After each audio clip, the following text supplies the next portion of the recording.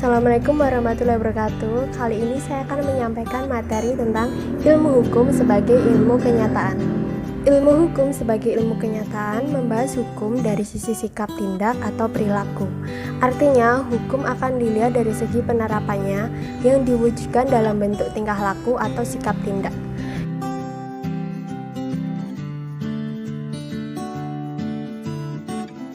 Yang termasuk di dalam ilmu-ilmu kenyataan tentang hukum diantaranya adalah sosiologi hukum, antropologi hukum, perbandingan hukum, sejarah hukum, dan psikologi hukum. Yang pertama, saya akan membahas tentang sosiologi hukum. Sosiologi hukum pertama kali diperkenalkan oleh Ancelotti pada tahun 1882. Dilihat dari perkembangannya, dapat dijelaskan bahwa sosiologi hukum pada hakikatnya lahir dari hasil-hasil pemikiran para ahli filsafat hukum. Apa perannya? Ilmu hukum juga memiliki peran strategis untuk lahirnya sosiologi hukum. Hukum sebagai gejala sosial yang ada dalam masyarakat sebagai kajian ilmu hukum mendorong perkembangan sosiologi hukum. Sementara itu, ilmu hukum juga berbicara tentang nilai seperti halnya nilai keadilan, ketertiban, dan keamanan yang merupakan kebutuhan dari masyarakat. Yang kedua, ilmu sosiologi juga memiliki peran yang sangat penting untuk memecahkan berbagai persoalan hukum yang ada dalam masyarakat. Dewasa ini banyak persoalan hukum yang diselesaikan oleh hukum yang sifatnya normatif tidak memuaskan. Dengan demikian, diperlukannya adanya suatu pendekatan yang lebih komprehensif melalui ilmu sosiologi yang merupakan ilmu yang berkenaan dengan kemasyarakatan yang diharapkan dapat memecahkan segala persoalan hukum yang dihadapi oleh masyarakat. Ruang lingkup sosiologi hukum ada dua. Yang pertama, mempelajari dasar sosial dari hukum atau basis sosial dari hukum. Yang kedua, mempelajari efek hukum terhadap gejala-gejala sosial dalam masyarakat. Perspektif penelitian sosiologi hukum dapat dibedakan antara lain. Sosiologi hukum secara teoritis bertujuan untuk menghasilkan generasi atau abstrak setelah pengumpulan data, pemeriksaan terhadap keteraturan sosial, dan pengembangan hipotesis. Yang kedua, sosiologi hukum empiris atau praktis yang bertujuan untuk menguji berbagai hipotesis tersebut melalui pendekatan yang sistematis dan metodologis. Selanjutnya ada karakteristik dari sosiologi hukum adalah: pertama, sosiologi hukum bertujuan untuk menjelaskan praktik-praktik hukum seperti pembuatan undang-undang, penerapan, dan pengadilan. Yang kedua, sosiologi hukum senantiasa menuju kesalahan empiris dari suatu peraturan atau pernyataan hukum. Yang ketiga, sosiologi hukum tidak melakukan penilaian terhadap hukum. Tingkah laku yang mentaati hukum dan menyimpang dari hukum sama-sama merupakan objek pengamatannya. Kesimpulannya, sosiologi hukum merupakan bagian dari ilmu kenyataan, yaitu menyoroti hukum sebagai sikap tindak. Dengan demikian, sosiologi hukum adalah suatu cabang ilmu pengetahuan yang secara empiris dan analitis mempelajari hubungan timbal balik antara hukum sebagai gejala sosial dengan gejala sosial lainnya. Yang kedua, kita akan membahas tentang antropologi hukum. Istilah antropologi berasal dari bahasa Yunani, yaitu anthropos dan logos. Anthropos berarti manusia dan logos berarti ilmu atau studi. Pengertian dari antropologi hukum itu sendiri adalah suatu cabang ilmu pengetahuan yang memperoleh pola-pola sengketa dan penyelesaiannya pada masyarakat sederhana maupun pada masyarakat yang mengalami proses perkembangan dan pembangunan. Antropologi dikenal dengan adanya antropologi fisik dan antropologi budaya. Antropologi fisik terdiri dari ada dua, yaitu yang pertama paleontologi, yakni mempelajari sejarah terjadinya perkembangan manusia sebagai makhluk biologis. Yang kedua adalah sosmatologi, yakni mempelajari terjadinya perkembangan manusia dari sudut ciri badannya. Adapun antropologi budaya terdiri dari ada 3, yaitu yang pertama etnolinguistik, yaitu mempelajari terjadinya penyebaran dan pertumbuhan bahasa manusia. Yang kedua ada prehistori, yakni mempelajari terjadinya perkembangan dan penyebaran kebudayaan manusia. Yang ketiga ada etnologi, yakni mempelajari dasar-dasar kebudayaan manusia dalam kehidupan masyarakat. Kesimpulannya, antropologi hukum menggunakan pendekatan secara menyeluruh dan menyelidiki manusia dan masyarakatnya, menemukan bahwa melalui manifestasinya sendiri yang khas, akan melihat bahwa hukum itu selalu hadir dalam masyarakat. Bagi seorang antropolog yang mempelajari hukum, yang sangat penting adalah mengadakan analisis dan konstruksi terhadap perilakuan yang bertujuan untuk memelihara nilai-nilai yang berlaku.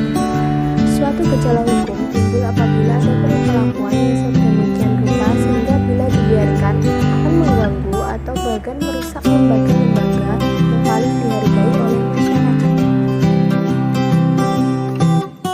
Selanjutnya kita akan membahas tentang perbandingan hukum. Dalam bukunya Comparative Law of Disclosure menemukan bahwa perbandingan hukum merupakan metode penyelidikan dengan tujuan untuk memperoleh pengetahuan yang lebih mendalam tentang bahan hukum tertentu. Perbandingan hukum bukan merupakan suatu perangkat peraturan atau asas-asas hukum, bukan suatu cabang hukum, melainkan suatu cara menggarap suatu unsur hukum asing yang aktual dalam suatu masalah hukum. Apa tujuannya? Tujuan mempelajari perbandingan hukum dapat dibedakan berdasarkan asal-usul dan perkembangannya. Jika kita bertitik tolak pada teori hukum alam, maka tujuan perbandingan hukum adalah membandingkan sistem-sistem hukum guna dapat mengembangkan hukum alam itu sendiri, sehingga tanpa adanya persamaan dan perbedaan. Apabila kita bertitik tolak pada jalur orientasi yang bersifat pragmatisme, maka tujuan perbandingan hukum adalah untuk mengadakan pembaruan hukum dan tidak semata-mata melihat perbedaan dan kesamaan antara dua sistem hukum atau lebih. Apa manfaatnya? Adapun manfaat dari mempelajari perbandingan hukum adalah untuk yang pertama ada unifikasi hukum, yang kedua ada harmonisasi hukum, yang ketiga ada mencegah adanya chauvinisme hukum nasional dan menempuh kerjasama internasional, yang keempat memahami hukum asing, yang kelima pembaruan hukum nasional. Selanjutnya kita akan membahas tentang sejarah hukum. Sejarah hukum adalah suatu bidang studi hukum yang mempelajari perkembangan dan asal-usul sistem hukum dalam suatu masyarakat tertentu dan membandingkan dengan hukum yang berbeda karena dibatasi oleh waktu.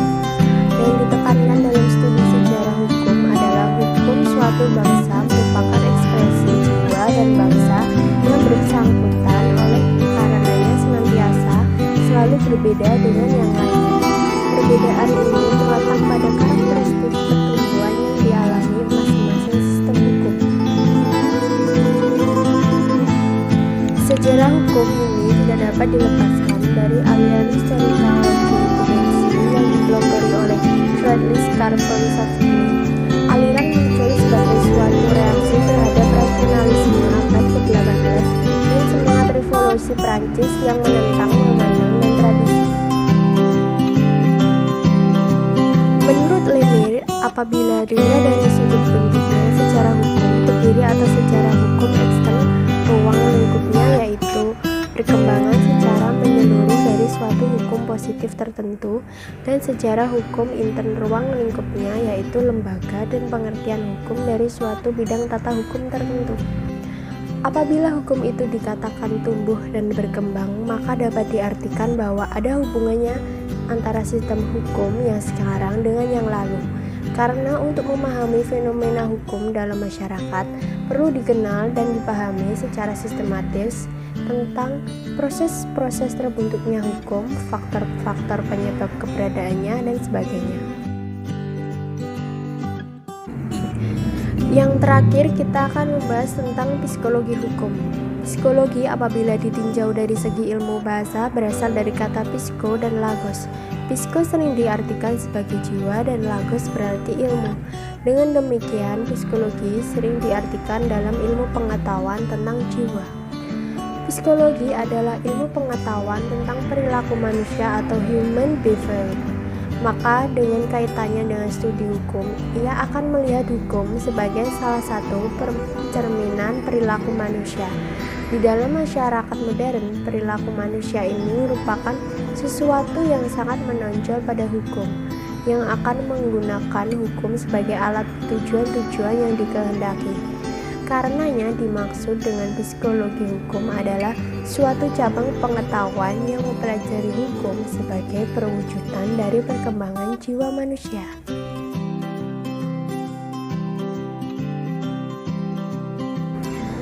Adapun ruang lingkup dari psikologi hukum menurut Sujono D ialah ada 4. Yang pertama, segi psikologi tentang terbentuknya norma atau kaidah hukum. Yang kedua ada kepatuhan atau ketaatan terhadap kaidah hukum. Yang ketiga ada perilaku menyimpang, dan yang keempat ada psikologi dalam hukum pidana dan pengawasan perilaku.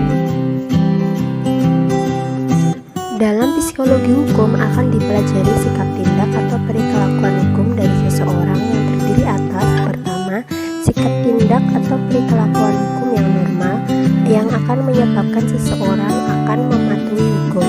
Kedua, sikap tindak atau perilakuan hukum yang abnormal yang menyebabkan seseorang melanggar hukum, meskipun dalam keadaan tertentu dapat dikesampingkan. Ada beberapa gejala psikologis yang berpengaruh terhadap perilaku menyimpang yang melanggar hukum. Antara lain ada 3. Yang pertama, neurosis, yaitu gangguan jasmania yang disebabkan oleh faktor kejiwaan atau gangguan pada fungsi jaringan syaraf. Yang kedua ada psikosis, yaitu suatu gejala seperti reaksi skizofrenik yang menyangkut proses emosional dan intelektual.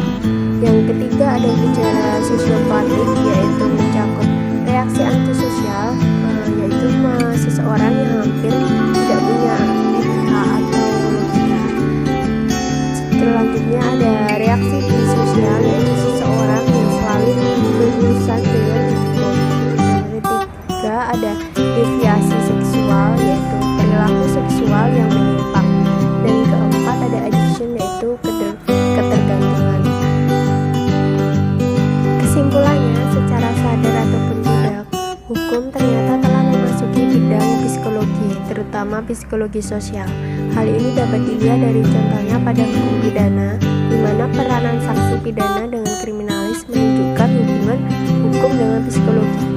Contohnya lain, misalnya bila kita mempersoalkan tentang hak-hak itu tercantum di dalam peraturan, melainkan karena ada keyakinan pada diri sendiri bahwa kita harus berbuat seperti itu.